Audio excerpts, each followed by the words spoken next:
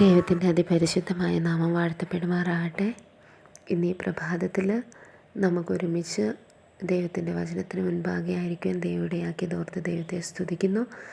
ജീവനുള്ള ദൈവത്തിൻ്റെ വചനം തേനിലും തേൻകട്ടയിലും മധുരമേറിയ, അതുപോലെ ജീവനും വെളിച്ചവും ആലോചനയും നടത്തിപ്പും നൽകുന്ന ദൈവത്തിൻ്റെ മാറ്റമില്ലാത്ത വചനത്തിന് മുൻപാകെ നമ്മളായിരിക്കുന്നു. ആ വലിയ ബോധ്യത്തോടു കൂടിയിട്ട് നമുക്ക് ഇന്നത്തെ ചിന്തയിലേക്ക് കടക്കാം.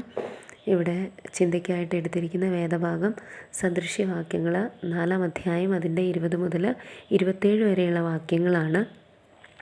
ഒരു ദൈവ പൈതലിൻ്റെ പ്രായോഗിക ജീവിതത്തെ ക്രിസ്തീയ അച്ചടക്കത്തോടെ എങ്ങനെ മുൻപോട്ട് കൊണ്ടുപോകാം എന്നതാണ് സദൃശ്യവാക്യങ്ങളിൽ പ്രതിപാദിക്കുന്നത്. ഇവിടെ 20 മുതൽ 22 വരെയുള്ള വാക്യങ്ങളിൽ ദൈവിക ശബ്ദത്തിന് ചെവി കൊടുക്കുവാനും എപ്പോഴും ദൈവവചനം കൺമുൻപിൽ വെച്ചുകൊണ്ട് ജീവിപ്പാനും എല്ലാത്തിലുപരി ഹൃദയത്തിൽ സംഗ്രഹിക്കുവാനും ഒക്കെയായിട്ട് ആഹ്വാനം ചെയ്യുന്നതായിട്ട് നമുക്കിവിടെ കാണാം. ദൈവത്തിൻ്റെ വചനത്തിൻ്റെ പ്രാധാന്യത്തെയാണല്ലോ ഇവിടെ ശരിക്കും ഊന്നി പറയുന്നത്. നമ്മൾ തന്നെ ആലോചിച്ച് കഴിഞ്ഞാൽ അറിയാം, നമ്മുടെ ജീവിതത്തിൽ നമ്മൾ വിശ്വാസത്തിൽ വന്നത് തൊട്ട് ഈ നാളുകൾ അത്രയും ഒന്ന് ആലോചിച്ച് നോക്കിക്കഴിഞ്ഞാൽ നമ്മുടെ ജീവിതത്തിൽ ഏതൊക്കെ അവസ്ഥകളിലൂടെയാണ് നമ്മൾ കടന്നുപോയത്. ആ സമയത്തൊക്കെയും നമ്മളെ ബലപ്പെടുത്തിയത്, നമ്മളെ ആശ്വസിപ്പിച്ചത്, നമ്മളുടെ തെറ്റുകളെ കാണിച്ചു തന്നത്, നല്ല തീരുമാനങ്ങൾ എടുക്കുവാനായിട്ട് നമ്മളെ സഹായിച്ചത് അതൊക്കെയും ദൈവത്തിൻ്റെ വചനം തന്നെയാണല്ലേ. ദൈവവചനം വായിക്കാതെ നമുക്കൊരിക്കലും ദൈവവചനത്തിൽ എന്താണ് പറയുന്നതെന്ന് നമുക്കറിയില്ല. അപ്പം ഇവിടെ പറയുന്നത് ദൈവവചനവുമായിട്ട് നല്ലൊരു ബന്ധം, ആഴമേറിയ ബന്ധം ഒരു വിശ്വാസിക്കുണ്ടായിരിക്കണം എന്നുള്ളതാണ്. അപ്പം ഹൃദയത്താലാണ് നമ്മുടെ ജീവൻ നിലനിൽക്കുന്നത്. അവിടെ തന്നെയാണ് ദൈവവചനം സംഗ്രഹിക്കപ്പെടേണ്ടതും. ഹൃദയത്തിലെ ജീവൻ്റെ അടിസ്ഥാനം അത് ദൈവവചനമായിരിക്കണം. നമ്മെ ജീവിപ്പിക്കുന്നതും അത് തന്നെ ആയിരിക്കണം. പിന്നീടുള്ള വാക്യങ്ങളിൽ പ്രായോഗിക ജീവിതത്തിൽ വന്നു പോകാവുന്ന പാപങ്ങൾ, അവ വിട്ടൊഴിഞ്ഞ് നിൽക്കേണ്ടത് എങ്ങനെയെന്നൊക്കെ പറയുന്നുണ്ട്.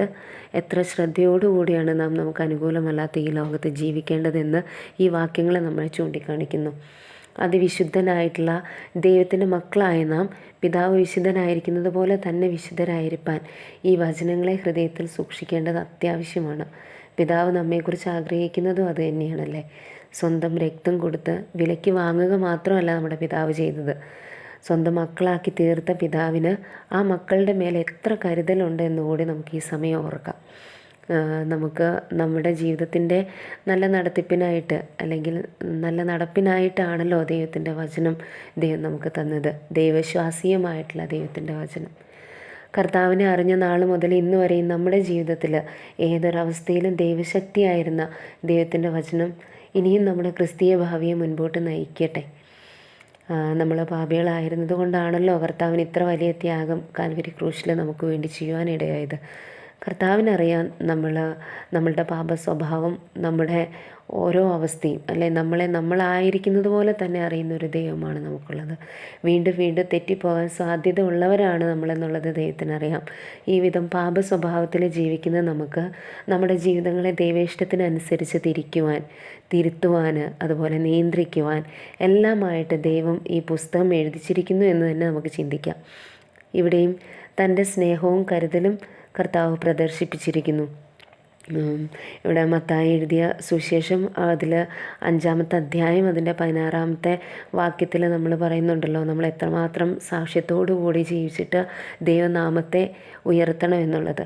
അവിശ്വാസികളുടെ മുന്നിൽ നമ്മൾ ആ രീതിയിൽ ജീവിപ്പാനായിട്ട് നമുക്ക് ബലവും നമുക്ക് വഴികാട്ടിയൊക്കെ ആയിട്ട് നിൽക്കുന്നത് ദൈവത്തിൻ്റെ വചനമാണ്. അപ്പം ആ രീതിയിൽ നമ്മളുടെ ജീവിതം തിരുത്തേണ്ട മേഖലകളിൽ തിരുത്തുവാനും അതുപോലെ തന്നെ വിട്ടുപോരേണ്ട മേഖലകളിൽ നിന്ന് വിട്ടുപോരുവാനും അങ്ങനെ നമ്മുടെ ജീവിതത്തെ കൃത്യമായിട്ട് ദൈവത്തിൻ്റെ ഹിതത്തിനനുസരിച്ച് ആ ഒരു ട്രാക്കിലേക്ക് കൊണ്ടുപോരുവാനൊക്കെ ആയിട്ട് അവിടെ ഇങ്ങനെ പറയുന്നുണ്ട്. അപ്പോൾ അതുവഴി ഉയർത്തപ്പെടുന്നത് നമ്മുടെ ദൈവത്തിൻ്റെ നാമമാണ്. അങ്ങനെ ഈ ജീവൻ്റെ വചനം ഹൃദയത്തിൽ സംഗ്രഹിച്ചുകൊണ്ട് നമ്മുടെ പ്രായോഗിക ജീവിതത്തെ യഥാസ്ഥാനപ്പെടുത്തുവാൻ ദൈവം നമ്മളെ ഓരോരുത്തരെയും സഹായിക്കട്ടെ. പഴയത് കഴിഞ്ഞുപോയി, നാം ഇന്ന് ക്രിസ്തു യേശുവിൽ പുതു സൃഷ്ടിയാണ് എന്നുള്ളൊരു ബോധവും നമ്മിലുണ്ടായിരിക്കട്ടെ. സദൃശ്യവാക്യങ്ങൾ സജ്ജീവിതത്തിന് വഴികാട്ടിയായിട്ട് തീരട്ടെ. ദൈവനാമം മഹത്വപ്പെടുമാറാകട്ടെ. ഇങ്ങനെ ഒരു അവസരം ദൈവം എനിക്ക് വേണ്ടി ഒരുക്കി തന്നതിനായിട്ട് ദൈവത്തെ സ്തുതിക്കുകയാണ്, സ്തോത്രം ചെയ്യുകയാണ്. ഈ വചനം നമ്മെ ഓരോരുത്തരെയും സഹായിക്കുകയും വഴി നടത്തുകയും ചെയ്യട്ടെ. ദൈവനാമം വീണ്ടും മഹത്വം എടുക്കുമാറാകട്ടെ. ആമേൻ.